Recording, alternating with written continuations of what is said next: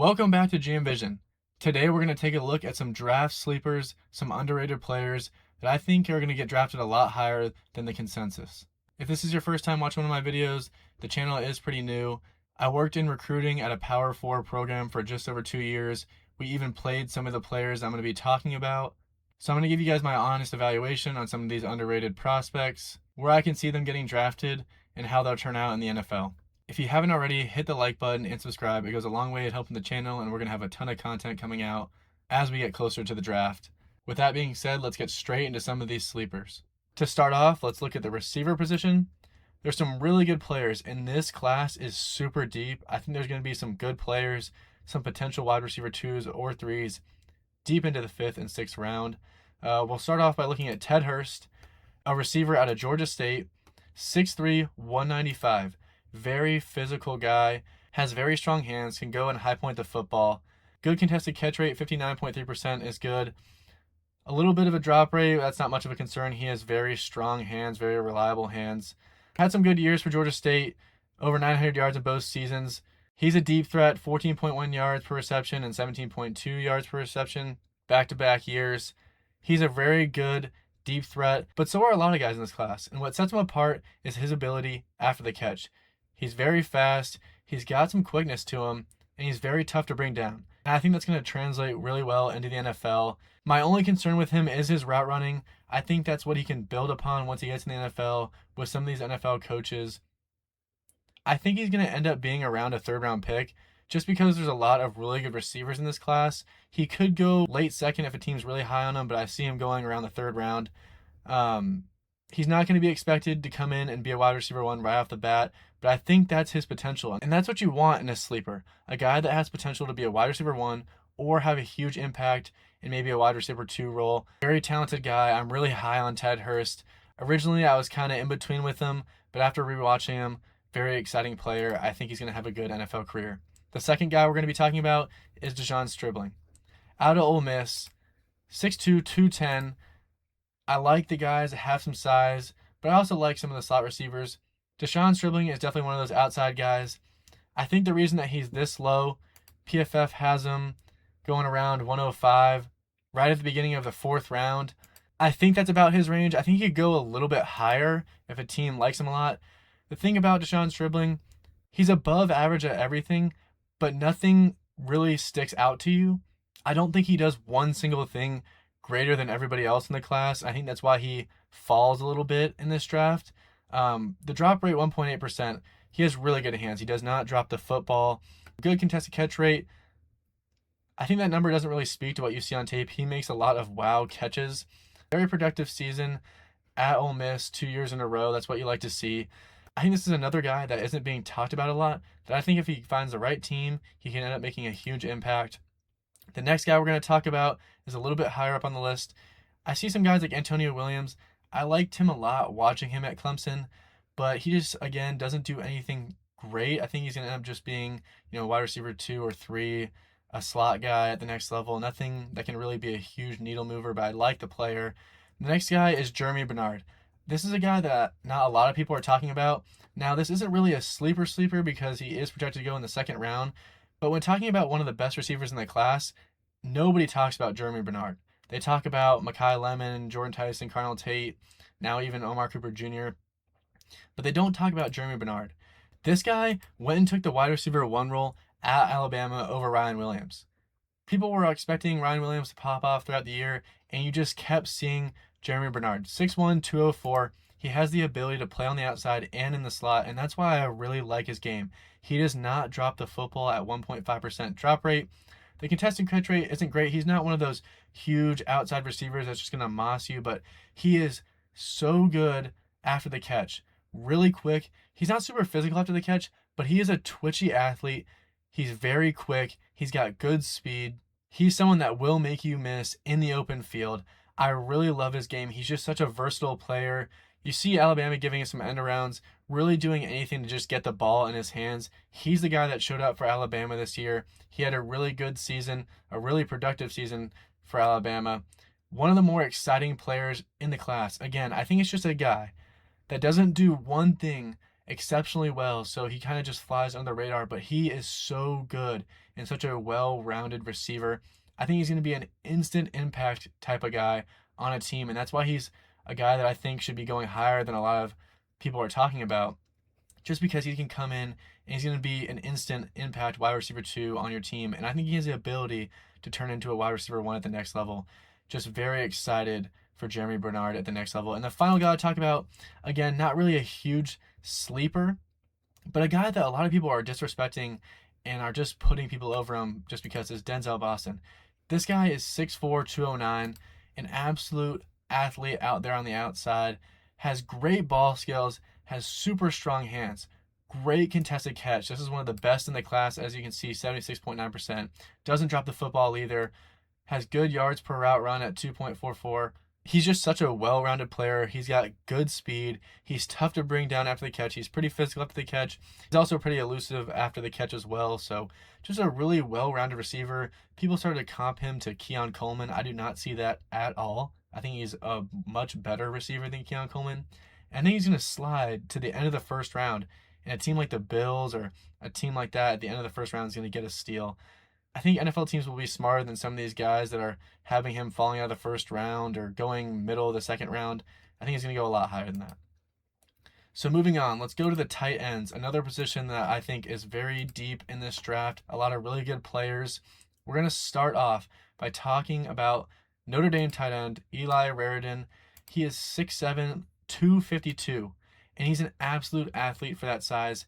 He's a good blocker despite the grades that PFF is giving him. That does not really tell the whole story. Again, with these grades, they're not always super accurate, but again, they're all relative, so you're actually able to see the difference between player to player because all the players are graded on the same system. But in general, this doesn't really speak to how good of a blocker he is, especially with his size. He also has what you like to see. He improved every single year at Notre Dame, getting more involved each year. He's just a special athlete for his size. You don't see guys 6'7", 252 able to move like he is. He has great hands. He can high point the football, a good contested catch rate, doesn't drop the football very often.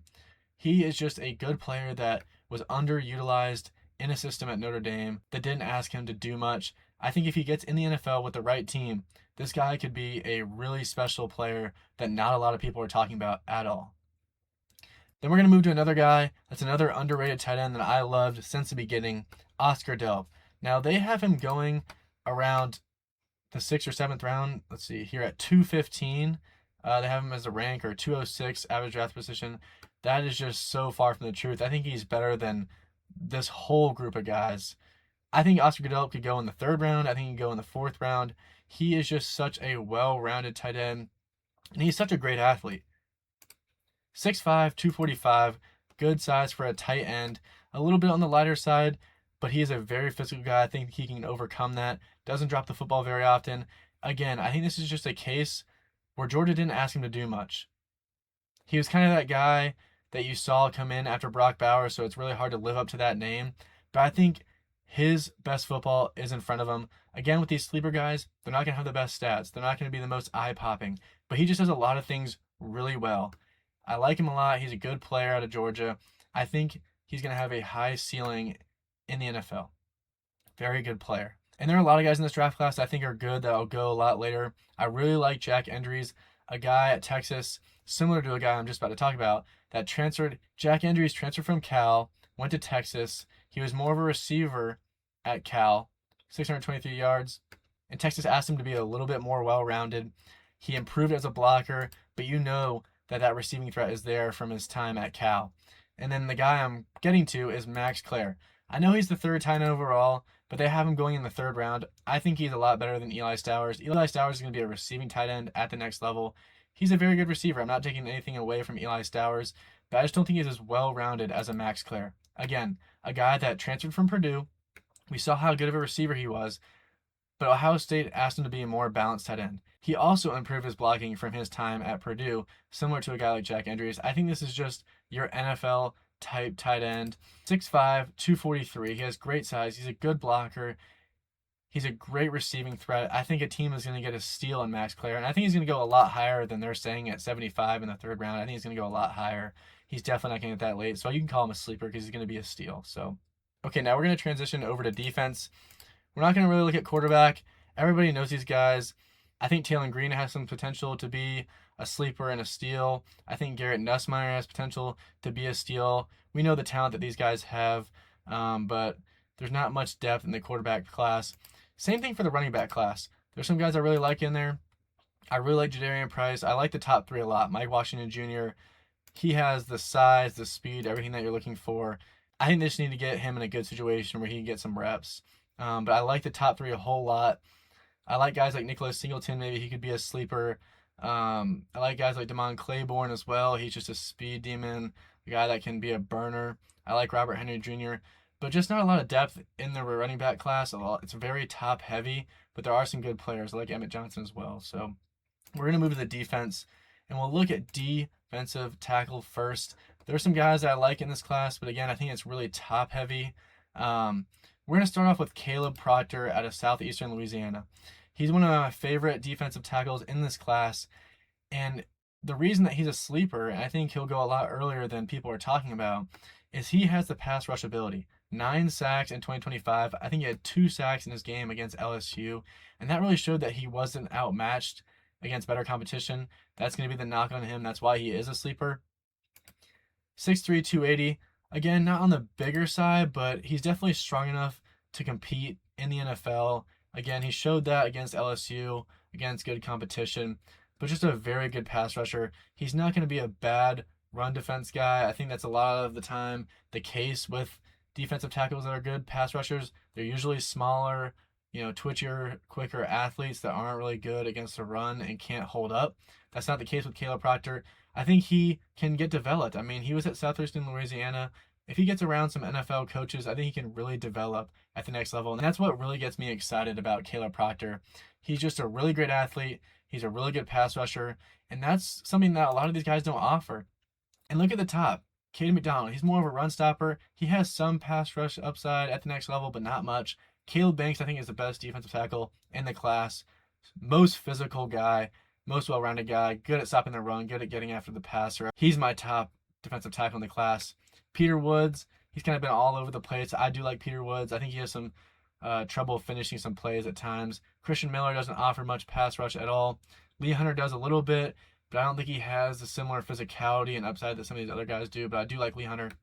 And then we're going to talk about another sleeper, Dominique Orange. Not a lot of people are talking about him. They call him Big Citrus. People in the draft community know him, but I think he's going to go higher than people expect. 6'4", 325. He has good size. He's actually a pretty twitchy athlete for how big he is, and I think he has pass rush upside. Now, again, the stats won't show it. The production doesn't show it, but I think he has some ability at the NFL level to really take his game to a point where it's never been. I think he's one of those guys that's going to translate really well, and he's going to progress as a pass rusher. He has the ability to stop the run. I think he's just one of these guys in the class that's such a good athlete that an NFL team can mold him into a good player. He's only 22 years old. I think he has some potential. Now, he's not the best. I think he's one of these guys, like we talked about with some of these other positions, does a lot of things well, but nothing great.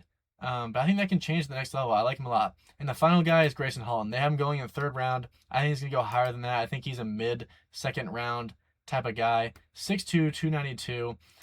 Probably one of the best pass rushers in this class. I think he might be the best, honestly, to go along with Caleb Banks and Kaleb Proctor. Has some pretty solid production, so it shows. And he's good against a run. Similar to a guy like Kaleb Proctor, the run defense is not going to fall off just because he's a good, twitchier, quicker pass rusher. The size is a little bit concerned, but he can definitely hold his own. He's a physical guy. Top of the class in run stop rate and pass rush win rate. I just don't know how he's not getting talked about more than he is. I get it. You have guys like, Christian Miller that are huge freak athletes, Peter Woods, Lee Hunter, but he's definitely a guy that I can see up in this range. I think he's early second to mid second. But maybe he falls into the 3rd round and becomes a steal. So now let's move over to linebacker, a position that I think is really deep in this class. There's a lot of really good players. I love Jacob Rodriguez. He was a sleeper originally, but I think he's starting to get that late 1st round, early 2nd round hype, so we're going to stay away from him, even though he's a really good player. So we're going to go down here and look at a guy that I fell in love with as soon as I watched him, Aiden Fisher out of Indiana. 6'1", 231, not the biggest guy, but he plays big out there. You wouldn't know that he's only 6'1", very smart football player, was one of the leaders and the captains of Indiana's defense. He can come off the edge and blitz. He can play off the ball. He's a really well-rounded, smart football player. A little bit higher missed tackle rate than you'd want, but nothing too concerning. I think he's a good tackler. He made a lot of tackles at Indiana. A lot of these guys are just well-rounded players that can take their game to the next level, and I think that's all what a sleeper is about. Some guy that's not going to have the crazy stats, that's not going to be super great at one thing, and next thing you know, they're a great NFL player. And I think Aiden Fisher has all of the tangibles to do that. He's just a really good football player. Again, I'm going to say it, really smart, very instinctive player. I love guys like that that are well-rounded.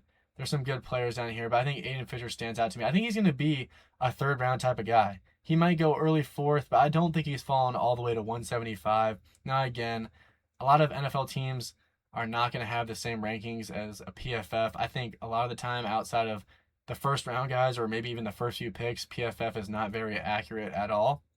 And I think that's going to be the case with the guy that I'm going to talk about right now, and Anthony Hill Jr. This guy is not a sleeper by any means. A lot of people know how good he is. 6'3", 240. This guy is probably the most well-rounded linebacker outside of a Sonny Styles. Great size, good against the run, can come off the edge and rush a passer, good off the ball as well. He's just a twitchy athlete. He's good in coverage despite the grades. He's a very rangy guy. He showed it in some of the interceptions he had this past year. He's a good player at Texas. I think that people just kind of soured on him for some reason. I don't know why, maybe just because they got so focused on a guy like Jacob Rodriguez or a Sonny Styles, but Anthony Hill Jr. is a very talented football player. You know, he doesn't miss many tackles. He is at the top of the class in that regard. Very good player. He's only 21 years old. I think he's going to go, you know, early second round, maybe even at the end of the first round with some of these teams that need linebacker. But I could see him being a second round pick all day long. I don't think he has a chance to fall to 86. But there is some good linebackers in this class, so maybe he'll fall a little bit later and a team will get a steal in one of these guys. Now let's go take a look at some safeties. And this is a position group that I'm very excited about. I think there's some really good players late, or at least they say going late. Starting off with a guy in Cole Wisniewski out of Texas Tech. This guy can play all over the field. He's 6'4", 220. He's got linebacker size, but he can move, and he's an athlete like a safety. I think he can play star. I think he might end up transitioning to linebacker the next level, but this guy is all over the football field. He's similar to a guy like Jacob Rodriguez.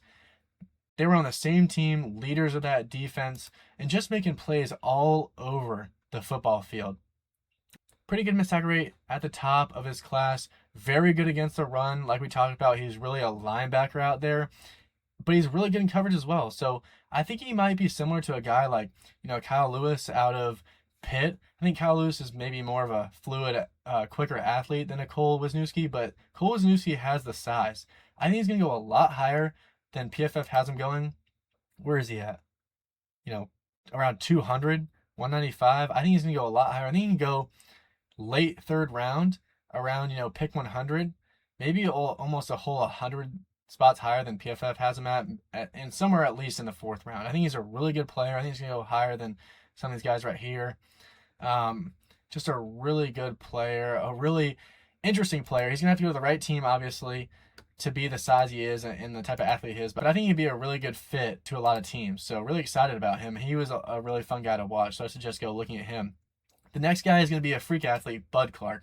I absolutely love Bud Clark, and I think if he goes to the right team with a good DB coach, he can develop into being one of the best safeties in the league. 6'2", 190. He's a physical guy. He can come down, really good against the run, as you can see by the grade, but he's also really good in coverage. He's super rangy. He probably has the best ball skills out of any safety in this class, you know, other than like maybe a Kaleb Downs, but just really talented player. Forced incompletion rate is really high, top of his class. He had some interceptions, but again, gave him some touchdowns. That is his knock. He's a very aggressive safety. He gives up some big plays at times, but he's just very well-rounded. I really like the way that he plays football. And I think if he hones in the aggressiveness a little bit, he gets a good coach, he's in a good defense, he is going to be an absolute playmaker on a good team. I love Bud Clark. He's just such an exciting watch. Just a guy that has great ball skills. He's going to be all over the field for wherever he goes in the NFL. And then the final guy I'm going to talk about is going to be Saki Wheatley. This guy is great, and I mean great, against the run. Very physical player. 6'2", 202. I think he's going to be a good run-stopping safety, a guy that can come down and play in the box. But he's also good in coverage. He has good ball skills as well. Maybe not as good as a guy like Bud Clark, but he's still up there. I think there's some really good safeties around this range. I think what they have him at 101 around the end of the third round. I think that's where he could go. I think he is a sleeper though, because I don't think people like Genesis Smith, I think people are way too high on him.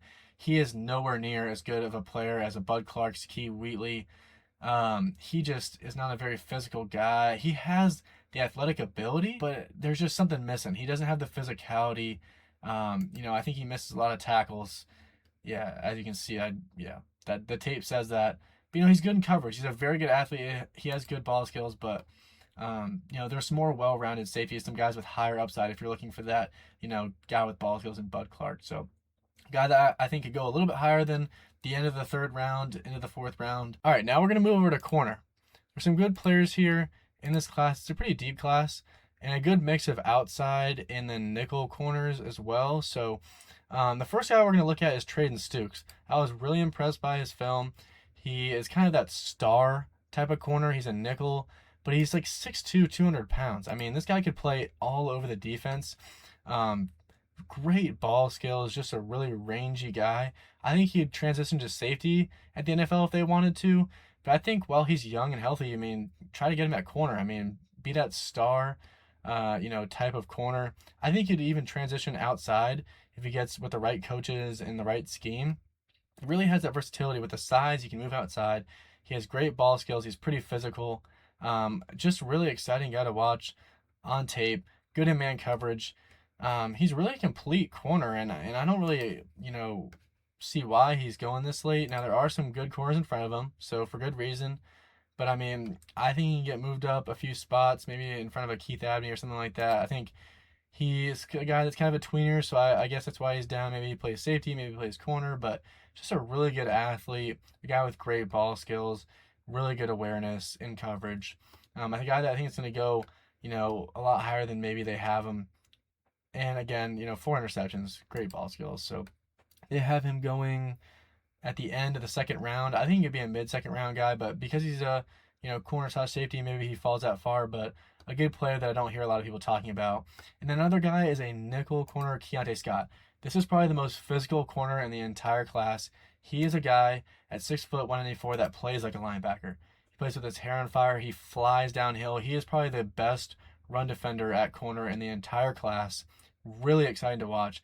Now, the run is where he makes his name, but he is pretty good in coverage as well. 2 interceptions last year at Miami in a very good defense, so you have to factor that in as well. He was playing in a really good defense, but, very good athlete. He's a twitchy guy. He can stick with you in coverage. He's good in man coverage. He's good in zone. He has good instincts. But, this is a guy that you can put in on any down. He can play nickel for you. He can be in there on base probably, and play that outside corner in base. He's that good against the run. I think he's a guy that can come in and be an instant impact type of player. I don't think a lot of people are talking about him just because he's a nickel corner. But, a guy that can come in and make an instant impact on your team. Just a really good player. There wasn't really any more sleepers. I want to talk about Tacario Davis. Was at Utah, was thought to be a really high draft pick at one point. He has a lot of talent, but, there's some questions with him. So there's a lot of good players. I like Brandon Cisse a lot. Probably the best athlete at cornerback in the draft. I know that's a stretch, but this dude just glides. He's super fast, super fluid mover. I love the way he plays football. D'Angelo Pons, everybody knows him. Very good corner. Indiana has the position versatility to go inside and outside. Obviously, people knock him because of his size, but great corner, great instincts, has great ball skills. Wherever he goes, he's going to be a good player. It just has to fit the right system and a team that can actually believe in him, and a guy in his size can play outside. So a lot of good corners, a lot of good options, very wide variety. There's a lot of good outside corners, and there's a lot of good nickel corners as well. So, and then we'll move to the final position that we're going to talk about, edge. There's not very many sleepers. I mean, I think you could look at a guy like Malachi Lawrence, but I think a lot of people are waking up to him. I know Malachi Lawrence very well, a lot better than probably most people. I think he would be a sleeper. He's a good pass rusher. I just want to see him be a little bit more physical, as an edge rusher. But other than that, good pass rush bag, good pass rusher, can bend off the edge. People worry about his run defense. I think that was a little bit more, to do with UCF's scheme than it was him as a player. So yeah, I would take a shot at Malachi Lawrence. That's not really one of our sleepers, but I know a lot of people are starting to talk about him. We're gonna talk about a guy like Kieran Crawford. Out of Auburn, 6'4", 255. I think he's similar to a guy like Danny Dennis Sutton. Similar builds. They're very lengthy athletes, but very, very athletic for their size. Very good pass rusher, 18.3% pass rush win rate. That's pretty good. And he's not a liability in the run either, around the middle of the pack. 6 sacks. I think you want to see some more production. I think that's why he's not higher on a lot of people's boards, and I think that's why he's not being talked about as higher of a pick, but he's got the ability. I think he's going to be one of those guys, again, we talk about it a lot, I've said it a lot, a guy that gets in the right system and really his best football is in front of him. I like him a lot as an edge rusher. I think he has all the traits to be a good one, and he already has some pretty good pass rush moves. He's good against the run. I think a lot of teams are really going to like what he brings to the table. And again, we're going to talk about Danny Dennis Sutton as well, a guy that has been a really experienced player at Penn State for a long time, has proven production. Again, a guy that does a lot of things really well, maybe nothing great. He's not a super fluid mover. He's not the most explosive guy, but he's just so well-rounded. I think he's going to come in and be an immediate impact on whatever team he goes to with just his size and what he brings to the table experience-wise.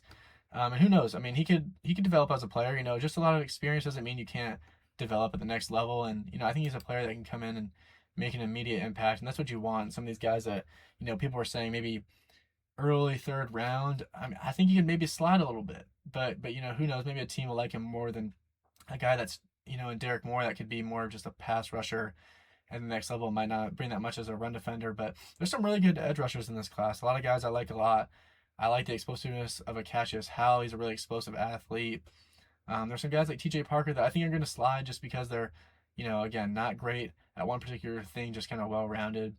I think teams would probably prefer like a Gabe Yakis or a Zion Young over someone like him. But Akeem Mesidor and Ruben Bain are my top 2 edge rushers. I'm not super high on David Bailey. I think he's a guy that can develop at the next level. I think he's more of a pure pass rusher than a well-rounded edge rusher at this point, just because of his size and kind of what he puts out there. But, very good production at Stanford and at Texas Tech. So he's a good player. I'm not going to knock him. I think he could end up being a really good player in the NFL. But I just like Akeem Mesidor and Ruben Bain Jr. right now more than him from what they've shown at the college level. So if you haven't already, like and subscribe. It goes a long way to helping the channel. That's all we got for you guys this time. We're going to have a lot more content coming out. And so get down in the comments and tell me who some of your favorite players from this class are and some of your sleepers. That's all I got for you guys, and I'll catch you in the next video.